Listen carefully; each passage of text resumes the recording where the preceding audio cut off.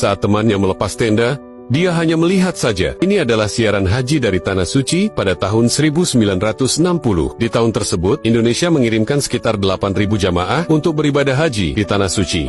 Lelaki ini terlihat sedang melepas pasak tenda. Wukuf di Arafah sudah selesai. Mereka harus melepas tenda di Arafah untuk dibawa ke Musdalifah lalu menuju ke Mina. Para jamaah haji ada yang naik bus, ada pula yang jalan kaki. Yang ada di tangan mereka itu bukanlah tongkat, tapi tiang untuk mendirikan tenda.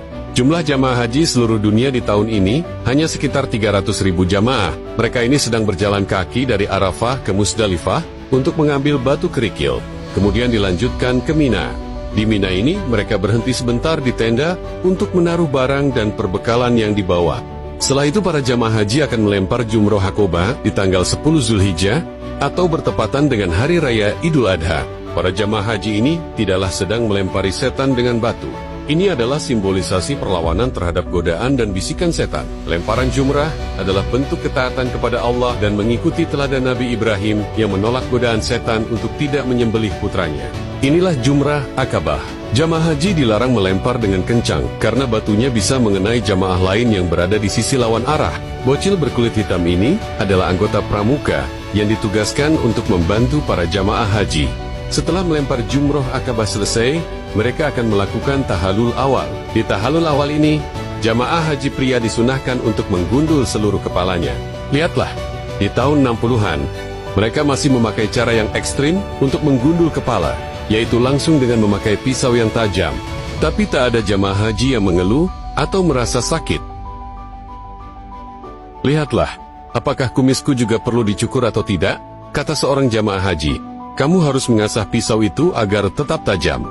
Setelah prosesi di Mina selesai, para jamaah haji akan menuju ke Masjidil Haram. Di sana mereka akan melaksanakan salah satu rukun haji, yakni tawaf ifadah. Di antara mereka ada yang naik keledai, ada yang jalan kaki, ada pula yang naik mobil. Ini adalah jalanan Aziziyah yang menghubungkan antara Mina dengan Masjidil Haram. Mereka sudah dekat dengan Masjidil Haram, dan ini adalah halaman Masjidil Haram di tahun 60. Ada beberapa pertokoan di sekitar Masjidil Haram. Jamaah haji Indonesia kerap menyebutnya sebagai Pasar Seng. Dan inilah Ka'bah di tahun 1960. Bangunan dan tiang-tiang di Masjidil Haram ini masih asli, sebagaimana di zaman Khalifah Umar bin Khattab. Belum ada perubahan apapun. Ini adalah pelataran Ka'bah. Sebagian jamaah memakainya untuk menjemur baju dan kain ihram yang telah dicuci. Orang Indonesia berpeci hitam itu sedang berdoa menghadap Ka'bah. Dan seperti inilah prosesi tawaf ifadah di Masjidil Haram. Belum terlalu banyak jamaah haji. Dari dulu kain kiswah Ka'bah memang diangkat ke atas saat musim haji.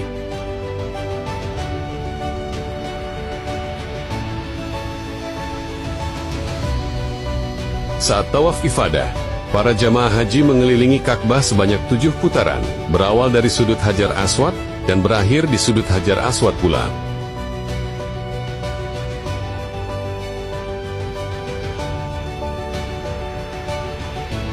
Ini adalah mizab atau talang emas. Saat terjadi hujan, para jamaah haji akan berebut air yang turun melalui talang tersebut. Mereka meyakini air hujan yang turun melalui mizab adalah air yang berkah. Ada yang sampai membawa gelas untuk menunggu air itu turun dari talang emas. Sebarkan video ini agar pada tahu betapa sulitnya berhaji di zaman dulu. Saya doakan kamu segera dipanggil untuk berhaji. Amin ya robbal alamin.